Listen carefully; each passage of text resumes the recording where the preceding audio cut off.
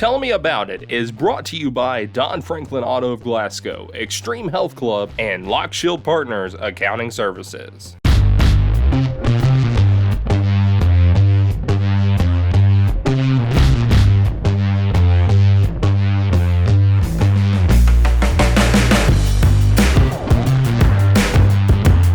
Welcome back to Tell Me About It. This is James Brown from 104thescore.com. We are here on Glasgow EPB Channel 6, the local channel. You can also catch this show on the Glasgow YouTube channel.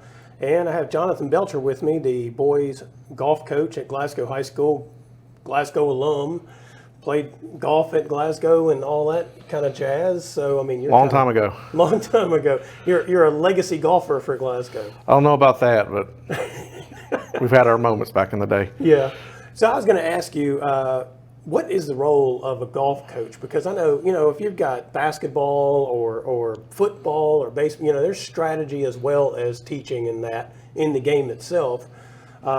And outside of a story I know about your dad, whenever he made those dudes do grass drills one year because they had gotten into trouble, I don't know that there's what you guys do in terms of maybe discipline and that kind of stuff. So the way I look at it, the role of a high school golf coach is, first of all, is to grow the game. Okay, Mm-hmm.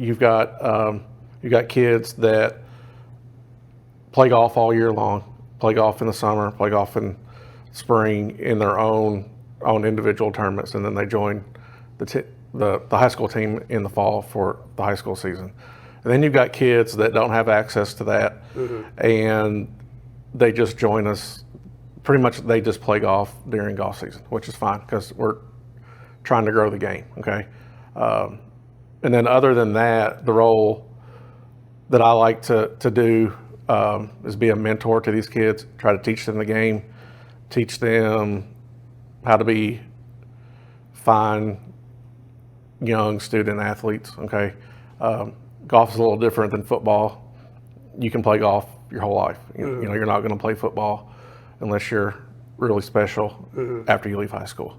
But golf you can play up until the end of your life. So, To the last day. to the last day. Yep. My dad will play golf the day he dies. I can assure you of that. So, Yeah. and that's the way I look at it. I'm here to mentor these kids. I'm here to teach them life lessons. I'm here to teach them golf, teach them swing, putting, mental, nutrition, and be there support for them because they all have goals. They want to do well. They want to win. They want to take it to the next level, a few of them. So I'm there to help them in any way I can. Also, a golf coach is you wear a lot of different hats. You're in charge of uniforms. You're in charge of scheduling. You're in charge of travel arrangements. You're in charge of communicating everything to parents and golf coaches in college and whatnot. So you wear a lot of different hats. Let's say, at the practice, I guess you kind of help them, work on their swings, maybe some, or is it more that you help them work on the mental aspect of not letting a mistake carry on to the next hole? I mean, which one of those things are you more working on with the golfers? It just depends on the kid. A lot of our kids have their own swing coaches, Mm-hmm. and their parents pay a lot of good money for that. And I don't want to get in the middle of that because each swing is unique and tailored to their individual person. So, I have different thoughts on how you should swing the golf club, Mm-hmm. but no two golf swings are alike. So I've always said I'll help you with your swing, but I'm never going to tell you what I think you should do. Okay. Yeah. It's always good to have a second set of eyes when you're out there, especially on the range. It could just be something as simple as alignment. You might be lining up left or right. Club face might be open or shut at address, and that can have a big impact on where you hit it. So Mm-hmm. I'm always there for that. But like you said, the mental aspect of golf is a big part of golf. I know when I was a kid, I struggled with letting one bad shot affect my whole round, Mm-hmm. and you can't do that. Our kids have gotten a lot more mature the last few years dealing with that. Some kids might, hit the first ball bad off the tee, and they'd be done. Yeah. They couldn't get over it, and now And now we've got kids that get off to a bad start and then battle back, and that shows me a lot. That shows me they got heart. That shows me they got fight and they got grit, and they're not quitters. So it's just constantly, you got to remind them. It's the hardest thing in the world to do in golf is to, you got to have a mind like a goldfish, you have a brain like a goldfish. Yeah. You know, you can't remember Yeah. your last shot, but when it's bad. But when it's good, you need to remember it, okay? Because you take you take something, you get on a little heater, and that's how you take it low.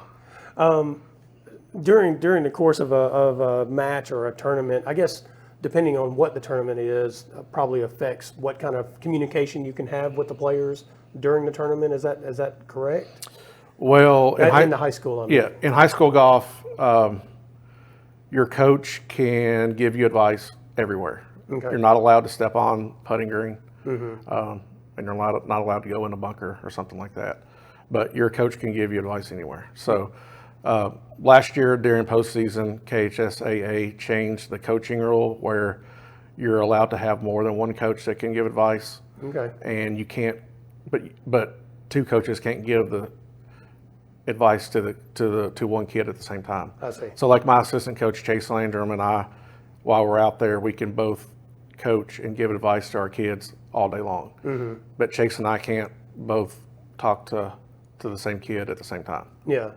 Well, and I guess that helps too for you because, as I recall, used to the head coach basically would be speeding all over the course trying to help them Right. at different points. And you know, you got 5 in a tournament like that. You know, I guess that's what the number is, right? 4 scores count, and you got a fifth golfer. I got fifth.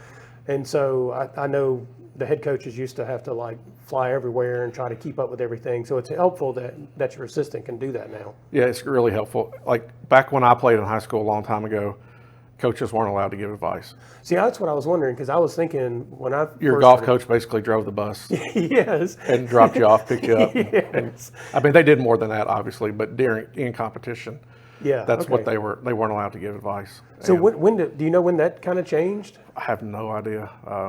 It's been that way I know when I coached the girls, probably, I don't know, 15, 16 years ago, we were allowed to give advice then. So it's been in effect for a while. I got you. But the two coaches or multiple coaches, that came into effect last year during postseason, and they saw that it was successful. So we're allowed to do it all year this year. Well, let's talk a little bit about your team because you have some returning experienced golfers. Of course, your son, Harrison Belcher, Bo Shelton, Jace Cook. I may be missing someone. And I guess you've got some younger folks who are coming into the program because you were talking about getting kids into the program. Yeah. So, like you said, we've got a pretty good nucleus of kids coming back, a really good nucleus, and we do have, a couple kids that didn't play last year that are going to play this year that are going to help us, and we got a couple new kids coming in, and I think with the nucleus that we have and the new kids coming in, we have a chance to do something really special. So, well, really looking forward to it. The region's pretty tough, isn't it? I mean, because Greenwood and Bowling Green have been really good the last 3 or 4 seasons. Forever, yeah. Forever, Yep. right? Yep. So, yeah, I think we have one of the toughest regions in Kentucky. But yeah, like you said, Greenwood and Bowling Green are always going to have a good team. We're going to have a good team.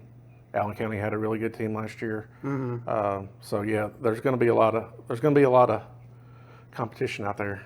What, from a golf coach's perspective, I mean, how important is it for you, for your team to perform well during the course of the year? And is it kind of like you're trying to get to that region and be peaking, or is that how it works in golf as well? Well, yeah, in theory, you want to peak at the region tournament. Quite frankly, that's the only day it really matters in golf. If you're going to try to win a state title, is the region tournament, because you have to perform that day. You have to finish top 2 to move on, and if you don't, your season's over. It's not like you can take your whole season and accumulate wins and losses and scores and whatnot and do any good. You gotta perform that day, and all our kids know it, and that puts a lot of pressure on them. So, is there something that you do along the course of the season that kind of helps them when they get to that day, as far as like not just playing in the tournaments you play in, but help them, I guess, take some of that pressure off, I suppose. Yeah, kind of the way we do it. So we play in 20 tournaments during the season up to the region tournament. So, of those 20, probably 16 of them are 18-hole events, which is 100% different than it used to be. We used to play 9-hole matches against other schools, but now we're more 18-hole tournaments. So that gets them in the mindset to play 18 holes in competition. And the way we try to do it at Glasgow is, trust me, our kids know the region is the tournament, okay? They know I got to play good then. But we try to do the same routine every day that we have a tournament, Whether it's we go eat Hardee's for breakfast and we go to the tournament, we get there an hour and 10 minutes early, we hit range balls, we putt, we have a team meeting, always have a team prayer with our kids before we play. We try to keep that routine the same every tournament we have. That way when we get to the region tournament, it's just like any other day, even though it's not. We try to make it like any other day. For you, having played at Glasgow and that kind of stuff, now I know you've already coached the girls in the past, but I imagine maybe on the boys' side it's a little different for you just because you came up through that program. When you, as a coach at Glasgow, I mean, what do you think to yourself about the program and how important it is to you? Well, the golf program at Glasgow is really important to me because it's where I played in high school. It got me recognition through the state. It got me recognition with college coaches, and it helped pay for my college. I mean, so it's really a special place for me. I mean, I grew up here. My kids grew up here.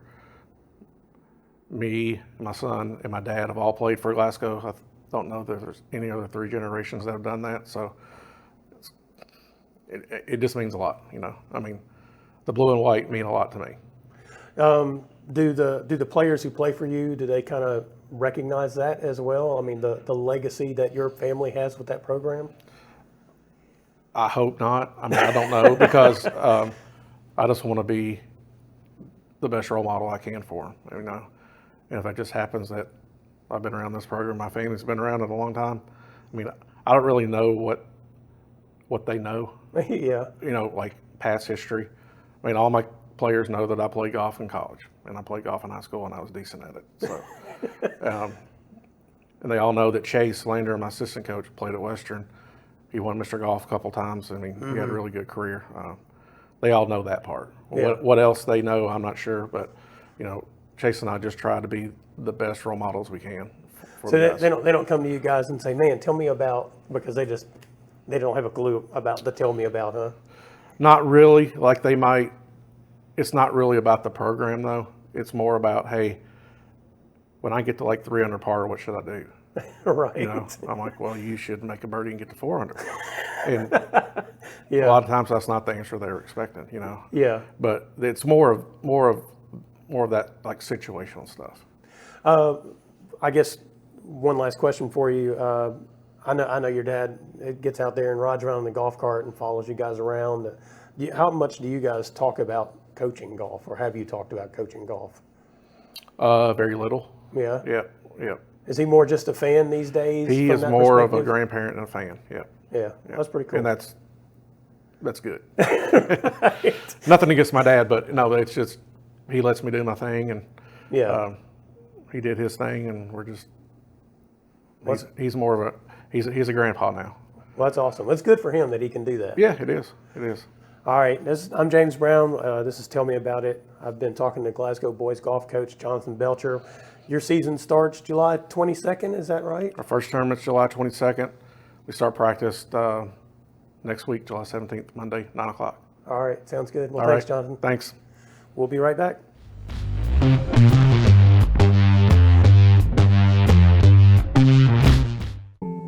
Lockshield Partners Accounting Services provides professional and trusted expertise to our clients.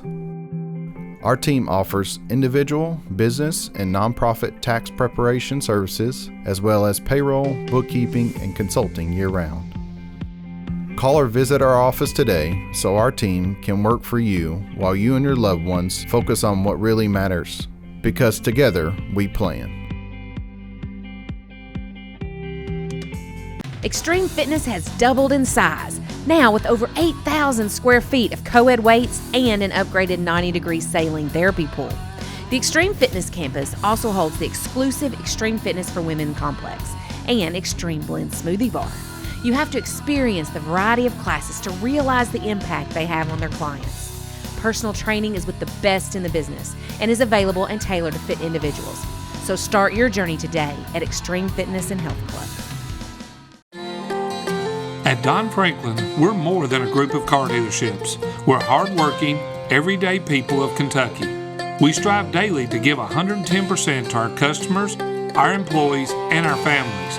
We are committed to providing everyone with a safe and reliable vehicle, and we continue our tradition of supporting our local communities. At all 24 dealerships across Kentucky, we will treat you like family. Don Franklin Family of Dealerships, we are Kentucky.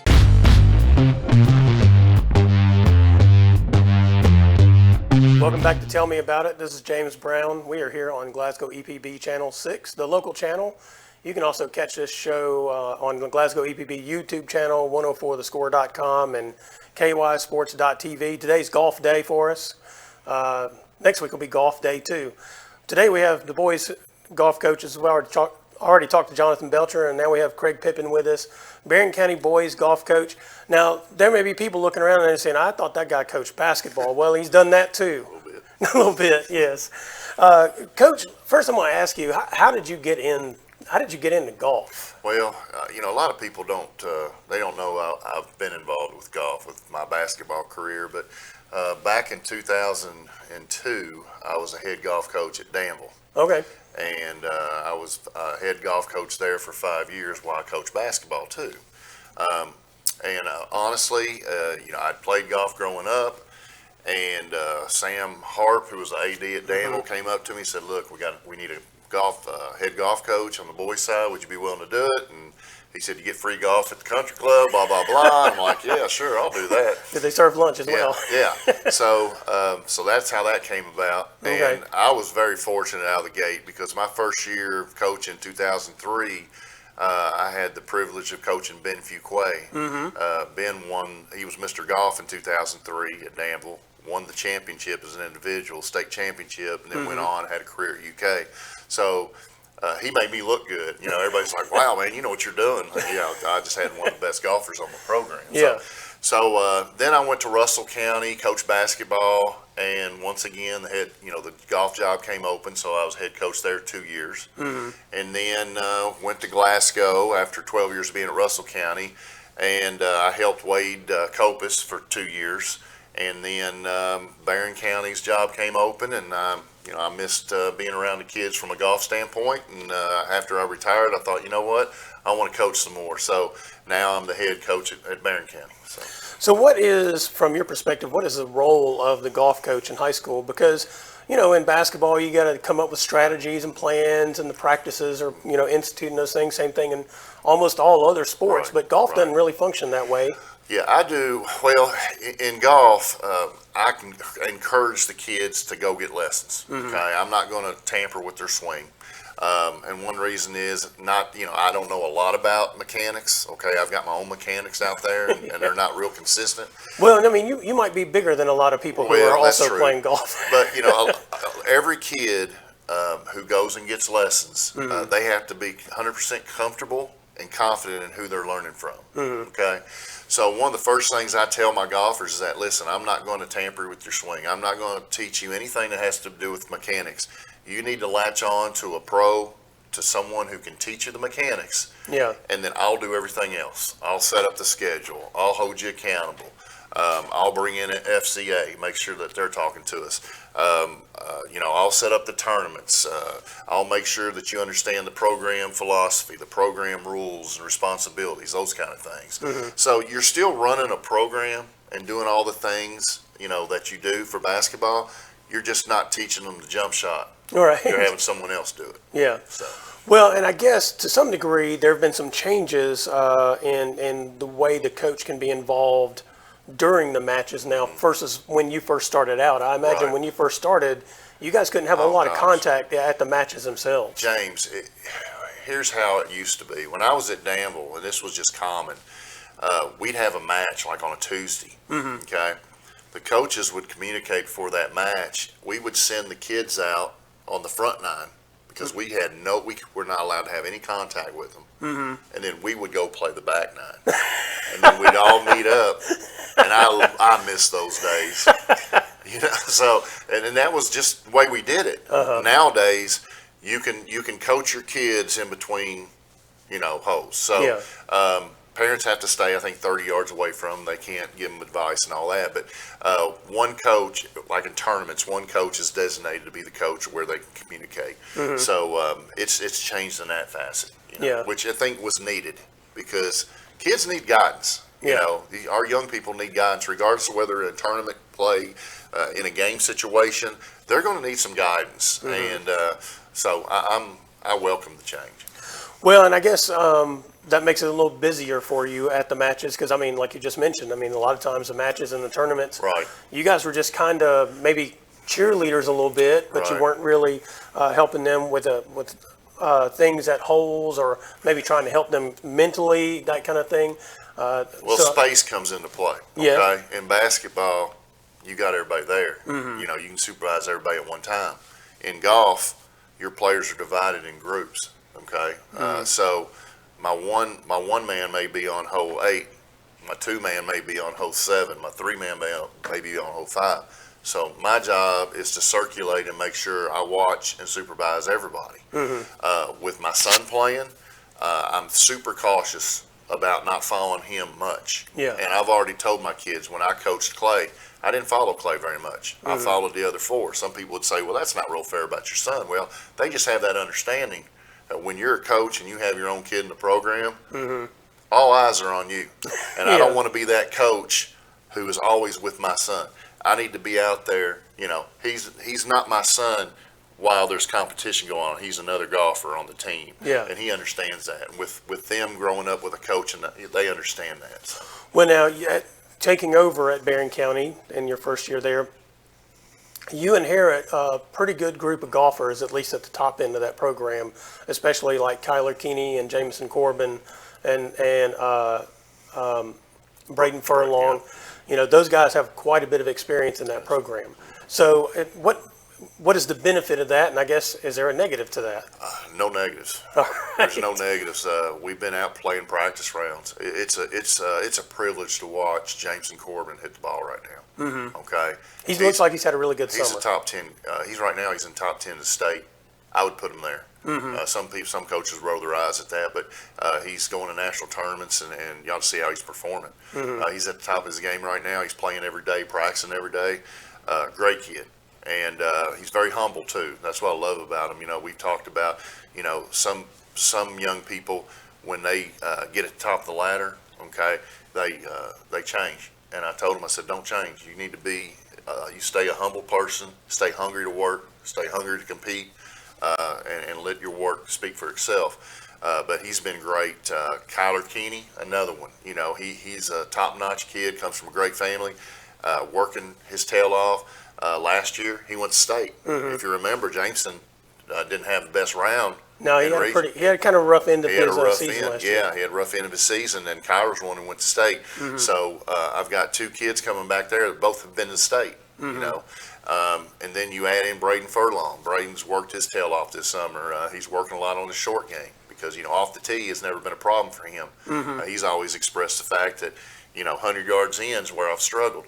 And then Mason Trent's coming back. Okay, Mason took a year off last year.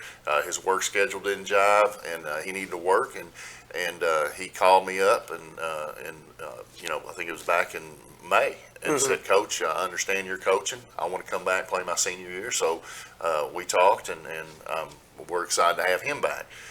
After that, I have to mention Cameron. Cameron right now, we're waiting to receiving a decision from the KHSAA. Because he did play varsity, varsity golf last year in Glasgow, He played in a varsity match, okay? But we've made an appeal, and we feel like we have a good case, okay? We had that yesterday, so they're going to make a decision on him early August. Okay? and he didn't play in district or region last year. Right. If you remember, he got hurt, and then Clay stepped in and played, my older son, and then Clay ended up going to state. Right. So, But he did start out on the varsity level, though, he right? did. He did. He just started out on the varsity level. So, and I can't really talk a lot about. Yeah, I got you. So, but anyway, that's confidential. But and then we have some younger guys coming up, that are working hard, and our biggest thing too is that I really got to reach down and get some middle school kids, some 6th, 7th, 8th graders more involved. We're kind of lacking in those numbers. So our coaches, we've kind of targeted that as a focus area moving forward. We're really going to work those younger levels and kind of make sure our future's bright and build for that future. I've seen, I think out on the summer tour, there are a couple of guys that are, they're like 2028, 2030, like graduating classes. I think they might go to Barren. I know one of them does. I don't know about the others. I'm never sure because, in that summer thing, it'll just you never list know. their town. You never know. And so I'd seen a couple, but I did notice that the younger numbers were a little bit thinner last year. And I guess maybe that's just a product that Barron's had this group that's kind of been together, starting with the seniors they had last year and that kind of stuff going through. And maybe that's why some of the younger guys hadn't been around. Well, it's tough. There's so many things for the kids to get involved in. Yeah. And when you add technology, Yeah. okay, their phones and their computers and their PlayStations and their PH4s. Let's face it, it's different today. You've got to really make athletics very appetizing for them, for them to want to come out and do it. Yeah. Okay. So I know we're that's a challenge for us with technology today is getting kids out of the house and getting them involved. When we were young, we came home, we had 3 channels on TV. Yeah. Didn't have cell phones, didn't have computers. Yeah. We had to go outside to be entertained. Yeah. Okay. So we naturally, played sports. Yeah. Today it's totally different. So, and I want to say that Kelly Taylor did an excellent job with this program. He reached out to me when he decided that he was going to step down and spend more time with his kids, which is very noble. He has some young kids, that he has that he's going to start coaching them baseball and do some things with them. And, so he told me, he said, job's going to be open. If you want to put your name in it, go for it. And so I really appreciated that he kind of planted that seed right out of the gate. Now, you guys, do you start your season on the 22nd? Is that when your first tournament is? First tournament at Campbellsville Country Club, Taylor County's Cardinal Classic. Gotcha. Yeah, and then our tournament's that next Monday. Okay. So and I think yours and Glasgow's are like back-to-back days. they're close, very close. Yeah. And we're playing in Glasgow's. They're playing in ours, and I've got a great relationship with Glasgow. Even though our whole family now are Trojans, my wife got a job at Barren County, my son's at Barren County, I'm at Barren County. We have so many great memories, and we still have a lot of Scotty in us because Clay and Hannah graduated from Glasgow. Yeah. And I coached there, and Lena taught there. Jonathan Belcher and I, we're like family, because, Clay and Lindsay have been seeing each other for 4 years now, and they're going to UK together. So, I know the Belchers real well, and it's people always say, how's that going to work? You're going to play. Hey, it's just healthy competition. Family versus family. Right. Come on, Jonathan, I'll bring it on, buddy. But it's all good. Yeah. So, all right. And me not being from here, I was involved in the Danville-Boyle rivalry. Okay? Yeah. So I know how rivalries are, but by me not being here, I don't have history here, so it's a little different for me. I try to help whoever. Yeah. So. Well, that sounds good. Well, Coach, thanks for coming in and talking to us. Good luck to you guys, and we'll be seeing you out there. I appreciate your support. I love seeing you out there. Well, I enjoy doing it. You get out and you do your job well. Appreciate it. Thank you. Thank Yes, you very sir. much. All right. This has been Tell Me About It. I'm James Brown. This has been Barren County Boys Golf Coach Craig Pippen. We'll be back next week.